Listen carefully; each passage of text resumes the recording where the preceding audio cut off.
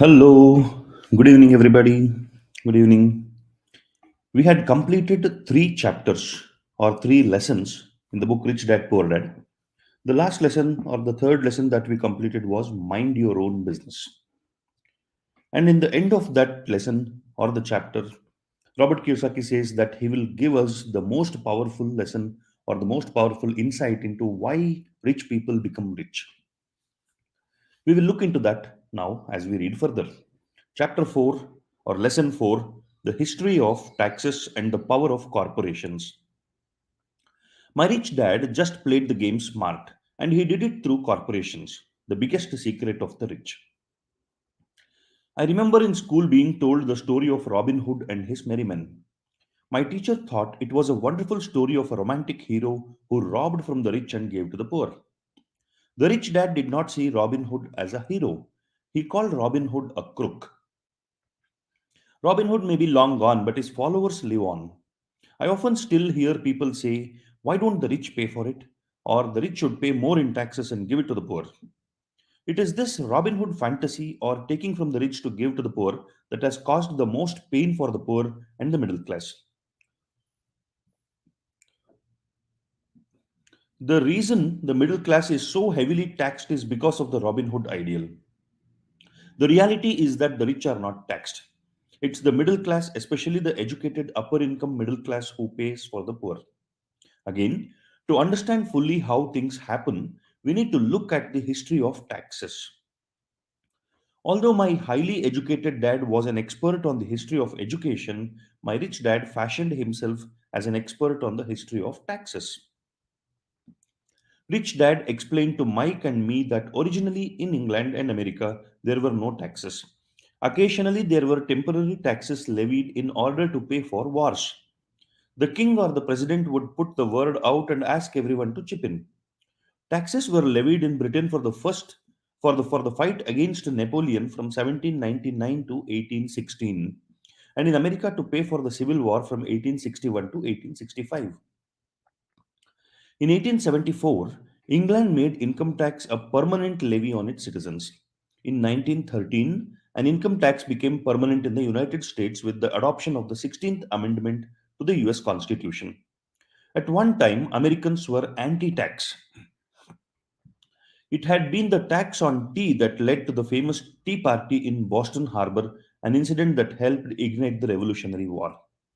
It took approximately 50 years in both England and the United States to sell the idea of a regular income tax. So, if you notice what Robert Kiyosaki is talking about, taxes were not permanent from the beginning. In England and America, taxes started coming in for financing the war. There were no permanent income tax. The kings or the rulers would tell the people to pay or support for the wars, and the people would pitch in. And after the introduction of a permanent income tax, both in England and in America, it took about 50 years for them to convince the people that it is necessary to pay taxes. What these historical dates fail to reveal is that both of these taxes were initially levied against only the rich. It was this point that Rich Dad wanted Mike and me to understand. He explained that the idea of taxes was made popular and accepted by the majority by telling the poor and the middle class that taxes were created only to punish the rich. This is how the masses voted for the law and it became constitutionally legal. Although it was intended to punish the rich, in reality, it wound up punishing the very people who voted for it, the poor and the middle class. Once government got a taste of money, its appetite grew, said Rich Dad. Your dad and I are exactly opposite. He's a government bureaucrat and I am a capitalist.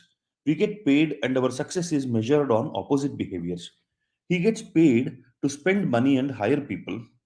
The more he spends and the more people he hires, the larger his organization becomes. In the government, a large organization is a respected organization. On the other hand, within my organization, the fewer people I hire and the less money I spend, the more I am respected by my investors. That's why I don't like government people. They have different objectives than most business people.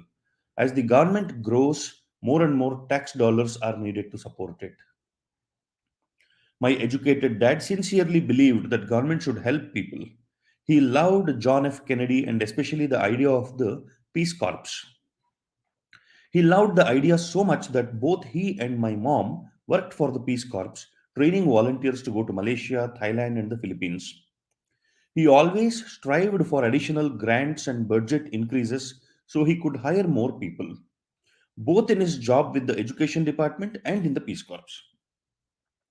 From the time I was about 10 years old, I would hear from my rich dad that government workers were a pack of lazy thieves. And from my poor dad, I would hear how the rich were greedy crooks who should be made to pay more taxes. Both sides had valid points.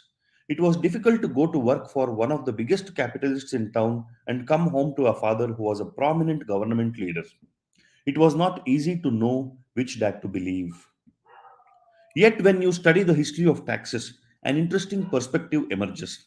As, as I said, the passage of taxes was only possible because the masses believed in the Robin Hood theory of economics: take from the rich and give to everyone else. The problem was that the government's appetite for money was so great that taxes soon needed to be levied on the middle class, and from there it kept trickling down. However, the rich saw an opportunity because they don't play by the same set of rules. The rich knew about corporations which became popular in the days of sailing ships. The rich created the corporation as a vehicle to limit their risk to the assets of each voyage. The rich put their money into a corporation to finance the voyage. The corporation would then hire a crew to sail to the new world to look for treasure. If the ship was lost, the crew lost their lives.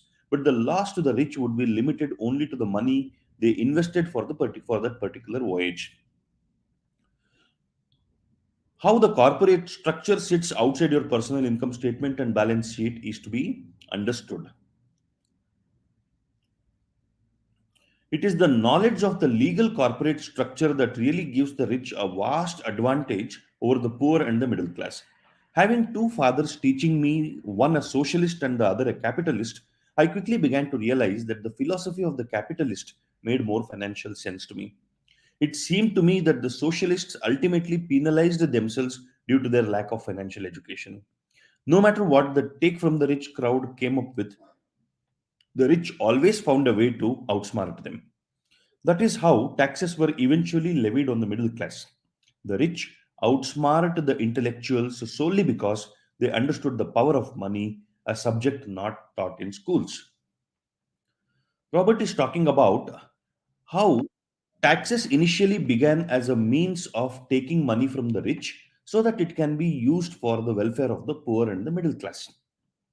But as the government started getting more and more money, the government wanted more money to spend on things that they believe needs to be spent on. So slowly taxes started coming down and the middle class started getting taxed. And going further, the poor also started to feel the pain of taxation. Now, what is a tax? Tax is something you can consider it as a share of the government. Everybody who spends on anything or who earns income will have to share a part of their income or will have to spend a little extra on whatever they buy, which goes to the government as a tax. Tax is the government share. Now all that is collected by the government and the government will use that money for common good or the things that is necessary for the country or for the region as a whole and not for individual people. So this is how taxation is. Rich people, because they understand money, gradually what happened was they found out ways how to not spend money on taxation, how to avoid taxes, or how to not get taxed. So eventually, the entire burden of tax came on the middle class and even slowly to the poor. The socialist people are the Robin Hood people who feel like they have to take it from the rich, take money from the rich and give it to the poor. These people came up with more and more laws, but the rich people always found ways to be able to avoid paying more taxes legally. So what happened at the end is the poor and the middle class started feeling the burden, and the rich people went on to become more and more richer. True capitalists used their financial knowledge to simply find an escape. They headed back to the protection of a corporation. But what many people who have never formed a corporation don't know is that a corporation is not really a thing. A corporation is merely a file folder with some legal documents in it, sitting in some attorney's office and registered with a state government agency. It's not a big building or a factory or a group of people. A corporation is merely a legal document that creates a legal body without a soul. Using it, the wealth of the rich was once again protected. It was popular because the income tax rate of a corporation is less than the individual income tax rates. In addition, certain expenses could be paid by a corporation with pre tax dollars. That means income tax, the tax that one has to pay as a corporation is lesser than the tax that one has to pay as an individual. Also, corporations have the advantage of spending money even before they are paying taxes. That means if you earn 100 rupees, you have to pay tax on that 100 rupees as an individual, and whatever is left in that 100 rupees is what you have to pay in taxes. Maybe what you have to use for your expenditure or for whatever purpose you want. So if 10% is the tax that you pay, for 100 rupees income, you will pay 10 rupees in tax. But let's say if you earn 100 rupees as a corporation and you also have to pay 10% in taxes, but you are allowed to spend money on expenditure, and let's say you make an expenditure of 60 rupees, the income that you are left with is 40 rupees and you pay tax on 40 rupees. So you are spending on expenditure before you calculate tax. So you are calculating tax on the remaining money and not on the total money that you earned. So the rich corporation, the corporation is paying tax on 40 rupees. That is, the tax would be 4 rupees if it is a 10% tax. Whereas an individual is paying tax on the whole income, which would be 10 rupees for the same income. You see this? Spending on expenditure and getting exempted on that for taxation and spending from taxed income are two different things. When you spend from income that is after taxation, you will be left with lesser money compared to paying income tax after you have made the expenditure. All right, so this is a very important thing that you need to pay attention to, a very important thing that you need to think over and over again and understand. This war between the haves and have nots has raged for hundreds of years. The battle is waged whenever and wherever laws are made, and it will go on forever. The problem is that the people who lose are the uninformed, the ones who get up every day and diligently go to work and pay taxes. You see this? Those who lose are the people who don't have knowledge. If they only understand the way the rich play the game, they could play it too. Then they would be on their way to their own financial independence. This is why I cringe every time I hear a parent advise their children to go to school so they can find a safe, secure job. An employee with a safe, secure job without financial aptitude has no escape. Average Americans today work 4 to 5 months for the government just to cover their taxes. In my opinion, that is simply too long. The harder you work, the more you pay the government. That is why I believe that the idea of take from the rich backfired on the very people who voted it in. Every time people try to punish the rich don't simply comply. They react. They have the money, power, and intent to change things. They don't just sit there and voluntarily pay more taxes. Instead, they search for ways to minimize their tax burden. They hire smart attorneys and accountants and persuade politicians to change laws or create legal loopholes. They use their resources to effect change. You see this? Taxation was brought in, voted in, or encouraged by middle class and the poor people so that the rich people can pay for their welfare. But eventually, the rich people understood how to not pay taxes and they started hiring the best people, the attorneys or the lawyers and the accountants to manage that. Because the rich people have money, influence, and the intention to change things for their own good, they can influence policy making, they can influence the governments, they can influence the politicians to make laws which are favorable for the rich. So at the end of it, Those with resources will bring about changes that will benefit them. So if the even the middle class and the poor people understand the rules of the game that the rich play, everybody can play that game. They are not playing that game and losing out because they don't know the rules of the game. The tax code of the United States also allows other ways to reduce taxes. Most of these vehicles are available to anyone, but it is the rich who find them because they are minding their own business. For example, 1031 is jargon for Section 1031 of the Internal Revenue Code, which allows a seller to delay paying taxes on a piece of real estate that is sold for a capital gain through an exchange for a more expensive piece of real estate. Real estate is one investment vehicle that has a great tax advantage. As long as you keep trading up in value, you will not be taxed on the gains until you liquidate. People who don't take advantage of these legal tax savings are missing a great opportunity to build their asset columns. The poor and middle class don't have the same resources. They sit there and let the government's needles enter their arms and allow the blood donation to begin. Today, I am constantly shocked at the number of people who pay more taxes or take fewer deductions simply because they are afraid of the government. I have friends who have had their businesses shut down and destroyed only to find out it was a mistake on the part of the government. I realize all that, but the price of working from January to May is a high price to pay for that intimidation. My poor dad never fought back. My rich dad didn't either. He just played the game smarter and he did it through corporations and the biggest secret of the rich.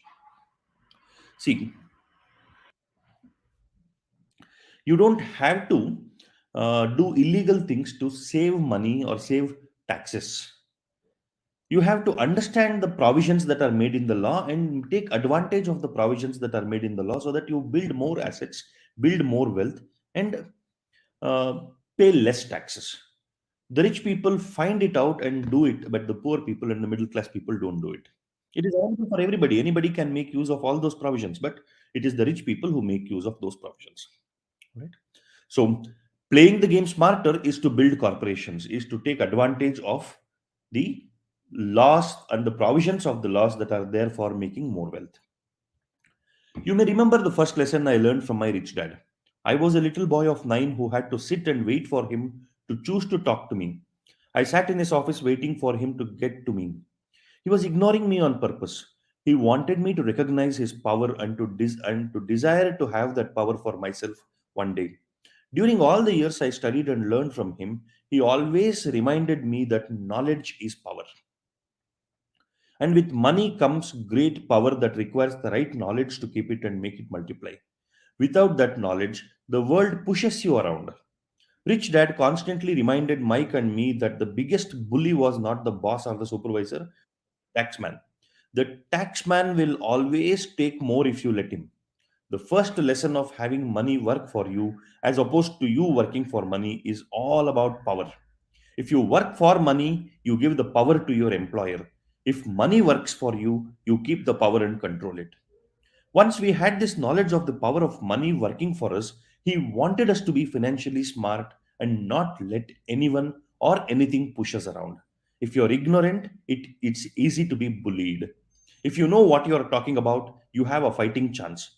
That is why he paid so much for smart tax consultants and attorneys. It was less expensive to pay them than to pay the government. His best lesson to me was be smart and you won't be pushed around as much. He knew the law because he was a law abiding citizen and because it was expensive to not know the law. If you know you are right, you are not afraid of fighting back. Even if you are taking on Robin Hood and his band of merry men. My highly educated dad always encouraged me to land a good job with a strong corporation. He spoke of the virtues of working your way up the corporate ladder. He didn't understand that by relying solely on a paycheck from a corporate employer, I would be a docile cow ready for milking. When I told my rich dad of my father's advice, he only chuckled. Why not own the ladder? Was all he said. See, the kind of advices rich dad and poor dad gives Robert. The poor dad or the highly educated dad of Robert tells him that you study well and you get into a good corporation and climb up the ladder of success in that corporation. Rich dad says, Why do you want to climb up the ladder of somebody else's corporation? Own the ladder. You be the owner of that ladder and you build the corporation, is what Rich Dad says. As a young boy, I did not understand what Rich Dad meant by owning my own corporation. It was an idea that seemed impossible and intimidating. Although I was excited by the idea, my inexperience wouldn't let me envision the possibility that grown ups would someday work for a company I would own. The point is that if not for my rich dad, I would have probably followed my educated dad's advice. It was merely the occasional reminder of my rich dad that kept the idea of owning my own corporation alive and kept me on a different path. By the time I was 15 or 16, I knew I wasn't going to continue down the path my educated dad recommended. I didn't know how I was going to do it, but I was determined not to head in the direction most of my classmates were heading. That decision changed my life. You see, when Robert decided that he will not follow the advice of his educated dad, or he will not go down the path that his educated dad is recommending him to go down on at the age of 15 or 16, that is when he was in probably ninth or 10th standard of school. If we look at it in the Indian context, by the time he was in ninth or 10th standard of school, he decided that he will follow his rich dad's advice and start minding his own business and start building his own corporation and continue to work to become his own boss. And he did not know how to do it, but he decided that is what I will do. He decided the direction in which he wants to move. He did not know what path will take him in that direction, but he was clear on the direction. Right? It was not until my mid 20s that my rich dad's advice began to make more sense to me. So it took him a good 10 years to see the sense of his rich dad's advice. I was just out of the Marine Corps and working for Xerox. I was making a lot of money, but every time I looked at my paycheck, I was disappointed. The deductions were so large, and the more I worked, the greater they became. As I became more successful, my bosses talked about promotions and raises. It was flattering, but I could hear my rich dad asking in my ear, "Who are you working for? Who are you making rich?" In 1974, while still an employee for Xerox, I formed my first corporation and began minding my own business. There were already a few assets in my asset column, but now I was determined to focus on making it bigger. Those paychecks with all the deductions made all the years of my rich dad's advice make total sense. I could see the future if I followed my educated dad's advice. Many employers feel that advising their workers to mind their own business is bad for business. But for me, focusing on my own business and developing assets made me a better employee because I now had a purpose. I came in early and worked diligently, amassing as much money as possible so I could invest in real estate. Hawaii was just set to boom, and there were fortunes to be made. The more I realized that we were in the beginning stages of a boom, the more Xerox machines I sold. The more I sold, the more money I made, and of course, the more deductions came out of my paycheck. It was inspiring. I wanted out of the employee trap so badly that I worked even harder so I could invest more. By 1978, I was consistently one of the top five salespeople at the company. I badly wanted out of the rat race. You see this? In his mid 20s, Robert started working for Xerox. He just came out of Marine Corps, that is his defense service, and he started working for Xerox as a salesman. He started doing well, he was earning well, and his bosses were thinking of promotions and increase of pay for him and all that. But his rich dad's advice constantly keep coming up in his mind. Who are you working for? Who are you making rich? You are working for the company and you are making the bosses of your company rich, not yourself. So he wanted to get out. He wanted to get out as early as possible from this rat race of being an employee. In 1974, he started his own corporation and started investing in real estate. So, to make more money, he started working more in his job.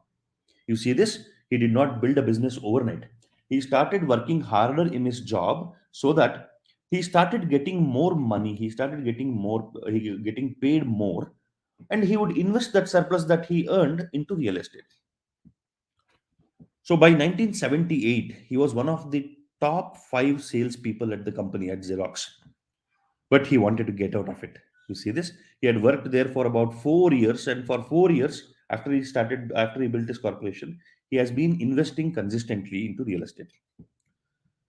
In less than 3 years, I was making more in my real estate holding corporation than I was making at Xerox. And the money I was making in my asset column in my own corporation was money working for me, not me pounding on doors selling copiers. My rich dad's advice made much more sense. Soon the cash flow from my properties was so strong that my company bought me my first Porsche. My fellow Xerox salespeople thought I was spending my commissions. I wasn't. I was investing my commissions in assets. My money was working hard to make more money. Each dollar in my asset column was a great employee, working hard to make more employees and buy the boss a new Porsche with before tax dollars. I began to work harder for Xerox. The plan was working and my Porsche was the proof. By using the lessons I learned from my rich dad, I was able to get out of the proverbial rat race at an early age. It was made possible because of the strong financial knowledge I had acquired through Rich Dad's lessons. Without this financial knowledge, which I call financial intelligence or financial IQ, my road to financial independence would have been much more difficult. I now teach others in the hope that I may share my knowledge with them. I remind people that financial IQ is made up of knowledge from four broad areas of expertise: accounting, investing, understanding the markets, and the law. So, you see this from 1978 onwards, in less than 3 years, that is about 7 to 8 years after he started investing in his own real estate business, in less than 3 years from then, he started making more money from his investments than his job. In his job, he was already the top performing employee. He was already one of the top five salespeople. So he was making a lot of money there. But he started making more money from his real estate than from his job. And he bought a Porsche car, a luxury car, with the income that he had generated from his investment. And that too from the pre-tax investment. That is, he spent for the car and the taxation got calculated after his expenditure. So he paid less tax also. He saved on tax also. So he had money working for him. He had money working for him 24/7, round the clock. And every dollar in his asset column, he says, was a great employee trying to build more and more employees. So each rupee, each dollar was trying to make him more and more money. He started working harder for Xerox again to make more money from the job also. Now he had two things. One, he had income from his job, and two, he had income from his assets also. So now he was in a position where he could actually get out of the rat race. That is, get up in the morning, go to the job, come back in the evening, repeat the same forever. He was in a position where he could get out of this rat race if he wanted to. So this is what he calls financial knowledge or financial intelligence or financial IQ. Those with financial intelligence will be able to reach a stage of financial independence. So, to reach a stage of financial independence, you need to have financial intelligence. Financial independence is a stage where you don't have to work to get money. All the assets you have built will give you as much money as you require to maintain your lifestyle and your life the way you would do if you have a job also. So he says there are four things that you need to understand to develop good financial intelligence. That is accounting, investing, understanding the markets, and the law. We will continue with reading this and understanding accounting, investing, understanding of markets, and the law tomorrow when we meet again for the next session. But right now, go to bed with the thought that you have to build your asset column. You have to always keep your expenses lesser than your income. Invest the surplus income in building your own corporation, your own business, mind your own business, make money work for you, and slowly reach a position where you can get out of the rat race and start becoming more and more capable of moving towards your financial independence. So with this, we will conclude today's reading and analysis of Rich Dad Poor Dad. I wish you all good. Let this thought grow in your mind and make you more oriented towards becoming financially intelligent. See you all tomorrow for continuing to learn more and more about developing financial intelligence. Until then, good night.